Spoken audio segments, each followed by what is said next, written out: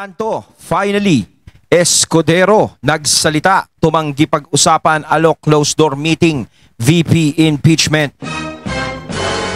Ayan, syempre itong balitang ating matutunghayan ngayon ay nagmula kay Malacanang Watch 2024. At ito po ang inyong lingkod na si BT na magbibigay ng reaksyon at komento dito sa video na ating matutunghayan ngayon. At huwag na natin pagtagalin at sabay-sabay na natin panoorin ang laman ng video na hatid sa atin ni Malacanang Watch 2024 at bibigyan natin ng reaksyon ang balitang ito. Pasok! Bigyan natin ngayon ng reaction, opinion, itong post na unofficial Senator Bator de la Rosa Solis. Ayun, bago natin simulan ng video ito, nais ko nga pala magbigay ng credits dito sa boses na nadidinig natin ngayon at bibigyan ng reaksyon. Walang iba kundi si General Macana. Siyempre, huwag niyong kalimutang suportahan ang The General's Viewpoint ni General Macana. Bisitahin natin yan mga katunay. Ipagpatuloy natin. Supporters. Senate President Escudero Ayun. tumanggi Bah. sa alok na pag-usapan sa isang closed-door meeting ang impeachment ni VP Sara.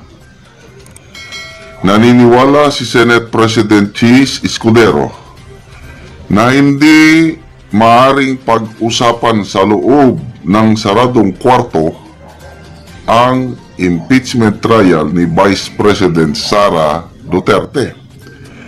Ito'y matapos ibahagi ng palasyo ang kanilang alok na dialogo upang mapag-usapan ang hindi pagkakasundo ng Senado at Kongreso pagdating sa usapin sa impeachment.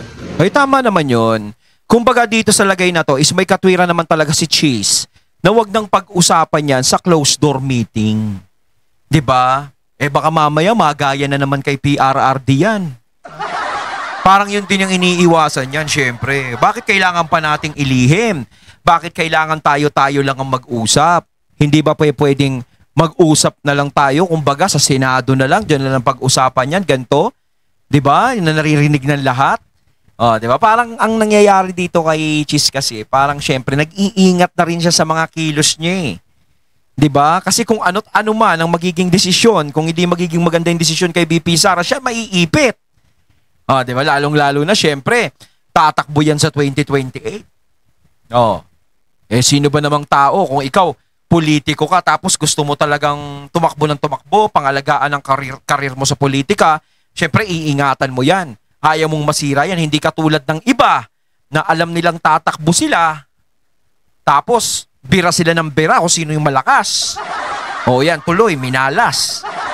Parang siyempre si Cheese, ayaw niyang mangyari sa kanya yung mga ganong klaseng problema. Diba? Bakit? Bakit kailangan closed door meeting? Mabuti na lang at may paninindigan itong Senate President yan. Ito yung alok. Ito ang pahayag ni Claire Castro, yung alok sa dialogo. Ang Pangulo, sabi niya, ang Pangulo po ay open sa anumang dialogo para po maisulong ang kooperasyon at katatagan po ng demokrasya sa ating bansa. Ito naman ang sagot ni Senate President Escudero. Hindi ako naniniwalang isang bagay ito na pwedeng pag-usapan sa loob ng isang silid na sarado ang pintuan. Impeachment court ang Senado. Prosecutor ang Kamara nito. Hindi ito bicameral conference committee sa batas na batas ang pinag-uusapan. Ang laking kaibahan po, yung bicameral co-equal, anong tawag doon? Co-equal house sila. Kasi ang Kongreso, two houses, lower house and upper house, Senate and House. Kaya kung batas, ayun, nag-uusap. Yung BICAM, yun ang closed door. Sila-sila lang nag-uusap hanggang mag-agree sila sa final version ng batas. Sa budget naman, magkaibang version ng House at Senate, mag-usap BICAM sa loob ng kwarto Parang ganun ang gusto ng palasyo eh. Parang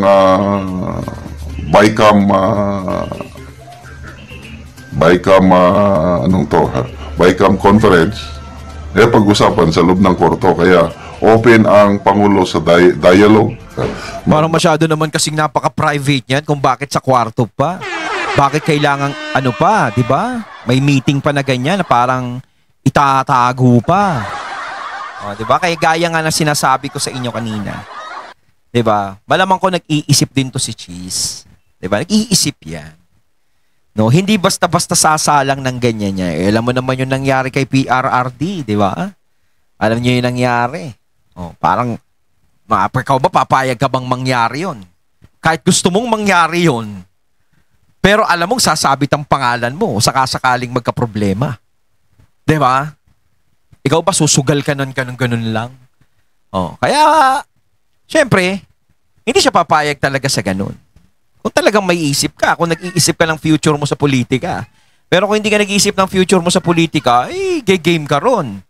Diba? Kumbaga parang hayaan mo na kung matatalo ko sa eleksyon sa susunod, okay lang. Pero kung ikaw, iniingatan mo, may image kang iniingatan, gusto mo pa rin maglingkod sa tao, gusto mo pa rin nasa posisyon ka, kailangan ingatan mo yung bawat hakbang mo.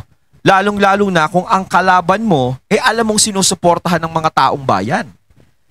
Okay lang sana kung hindi sinusuportahan ng taong bayan si BP Sara, yung talagang ini-impeach siya dahil talagang makasalanan siya, talagang sinusuka siya ng mamamayang Pilipino.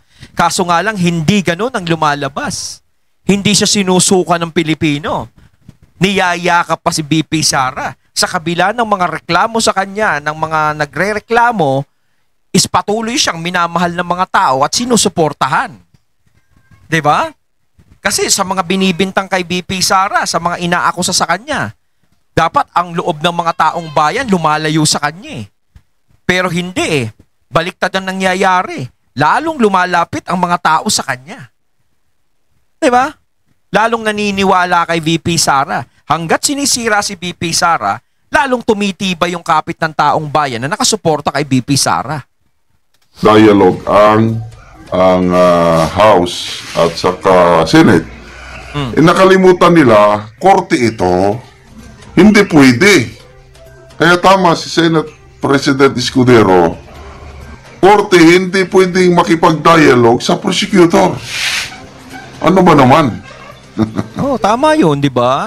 Makikipag-dialogue ka sa prosecutor, parang napaka-awkward naman nun. Sila yung nagre-reklamo, tapos sila yung tapos ikaw, judge ka. Parang pangit naman tignan yun.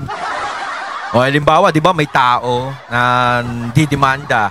Tapos yung ang mag-uusap yung nagdedemanda, tsaka yung judge, tsaka yung attorney. Siyempre, isipin mo, kausap nung nagdedemanda yung judge. Tapos wala yung dinidemanda ron. Kasi siyempre, ano iisipin nung dinidemanda? Ay, pangit yun. Di ba? Kaya mga katunay, maganda ba yun sa paningin nyo kung sakasakali? Siyempre, hindi. So, ano ba itong pahayag ni Yusek Claire Castro? Ito ba talaga ang kagustuhan ng Pangulo o opinion lang niya ito? Kasi kung minsan, obserbasyon ko lang ito, opinion ko lang ito, I might be wrong.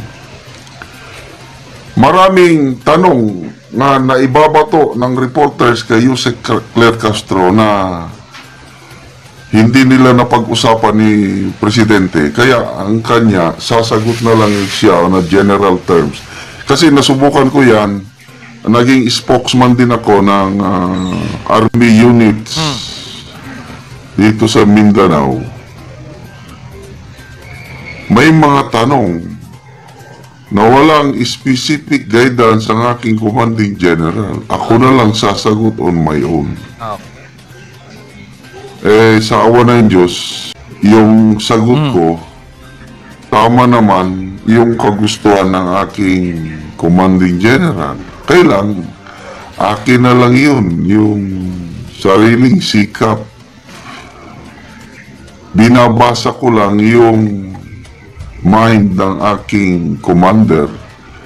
Kaya kahit hindi kami nag-usap sa aking commanding general sa isang bagay, alam ko kasi yung takbo ng kanyang utak. Kaya nasasagot ko ng tama. Baka itong nangyari kay Yusek Claire Castro na ang Pangulo po ay open sa anumang dialogo para po maisulong ang kooperasyon at katatagan po ng demokrasya ng ating bansa. Impeachment pala ang pinag-uusapan. Mag-close door meeting ang mga judges at ang mga prosecutor. Diba? Yung sinasabi ko nga kanina, parang napakasagwa talagang tignan nun. Yung nagre-reklamo, yung nag-aakusa, yung dumidepensa sa nag-aakusa, tapos yung judge kasama. Diba? Kung sakasakaling may umusok na hindi maganda laban kay VP Sara dyan, alam nyo kung sino yung mga puputukan dyan. Diba? Alam nila kung sino yung babalikan. Kaya ito yung isang isang tema na ginagamit ni Chis ang kanyang isip. Hindi siya nagpapadala sa kahit na anong bagay. Tama yan. No, tama naman yan. Kahit sabihin mo na ikaw, gusto mong ma-impeach yan, si Sara Duterte. Pero hindi ito yung tamang panahon para kalabanin mo si Sara Duterte. Yun. Yun yung ginagamit ngayon ni Quezon. Hindi ito yung tamang panahon para kalabanin kita. Dahil yung midterm election, alam naman natin yung naging kapalaran ng iba. Diba? Ang sakit talaga nung nangyari. Maaari bang maulit-uli yun? Siyempre, hindi mo papayagan yun. Hindi mo papahintulutan yun ng maulit. Paulo Referee, pwede ba yun? Di ba? Kaya, saludo tayo kay Senate President Escudero sa kanya Alex Manasan, mga comments, kilala ko ito, classmate ko to. Tama ka, SP, minsan lang mabuhay sa mundo, kaya mahalaga ang karangalan tulad ng tatay mo. Bilarde, closed door for kasabutan and kasunduan. Malala ko yung impeachment ni CG Corona, nakialam ang Malacanang at maraming kasabutan, kasunduan na nangyari. Sweetie Villarreal, tsaka lalong-lalo na ngayon, no? Alam mo naman, kahit na medyo malayo pa yung 2028, syempre, kung iisipin mo, napakalapit na niyan. Diba? Kung ikaw politiko ka, napakalapit na niyan. Kaya hanggat maaga, no, i-prevent na nila, no, ipe-prevent nila na masagasaan si VP Sara. Kung kinakailangan mawala sa direksyon nila si VP Sara, is gagawin nila. Gagawa ng mga paraan yan yung kumakalaban kay VP Sara. No?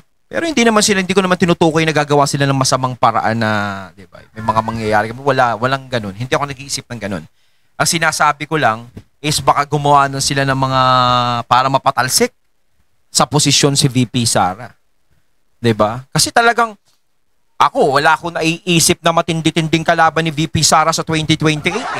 Kaya minsan mga katunay, tinatanong ko kayo, sino ba ang maaaring makipaglaban kay VP Sara bilang presidente sa 2028? Yung talagang alam nyo na may pag-asang manalo kung sakaling si VP Sara yung makakalaban. PRO ba naman? Oh, so obvious.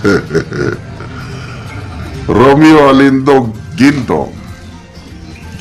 Hindi pwede yung closed door executive na mag-usap. Kailan pag-usapan sa open court. Para naman malaman ng taong bayan. Dito, first time akong bumilib kay SP Cheese sa kanyang paninindigan. Sana tuloy-tuloy lang niya. Yan ha. Kahit pa paano may bumibilib na kay Cheese ha. Kung talagang ano'y natin, bibilib tayo. Yan, ganyan.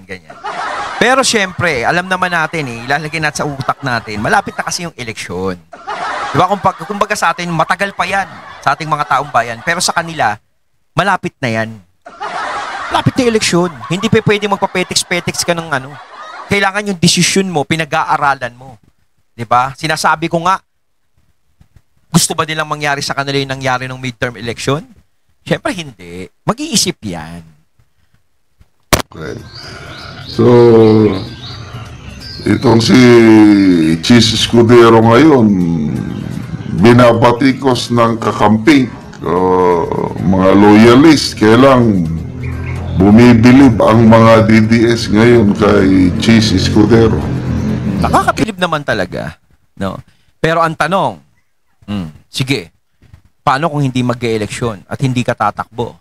Halimbawa, nanalo ka ngayong midterm election, parang gano'n, nanalo ka, tapos hindi ka naman tatakbo, tapos magkakaroon ng ganyan kay VP Sara, sa tingin nyo ba? Ganyan pa rin ang magiging paniniwala ni Quezon. Diba? Marami pa rin side comments na pwede nating anuhin, no? Kenji Laureta, closed door meeting or cash meeting? Kashmir. Princess Ebony, ano Sana naman all yan, cash. Madam Claire, door to door ha? Gusto mo closed door? Labag sa batas yan. Hindi ba pwedeng cash on delivery na lang? Naman ate? Jason Bugayong, closed door, tapalan ng pera, kaya senator parang CJ Corona. Yun lang.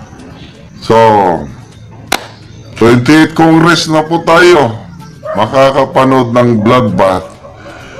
Pumasok na, appeared na ang 16 di kampanilyang abogada ni BP Inday Sara. Ayun, at ating natunghayan ng video na nagmula kay Malacanang Watch 2024 at syempre natunghayan natin ang boses na yan na binigyan natin ng reaksyon. Walang iba kundi si General Macanas. Kayo mga katunay, anong masasabi nyo tungkol dito? Comment lang po kayo sa comment box. So once again, I'm BT and I'm out. Peace.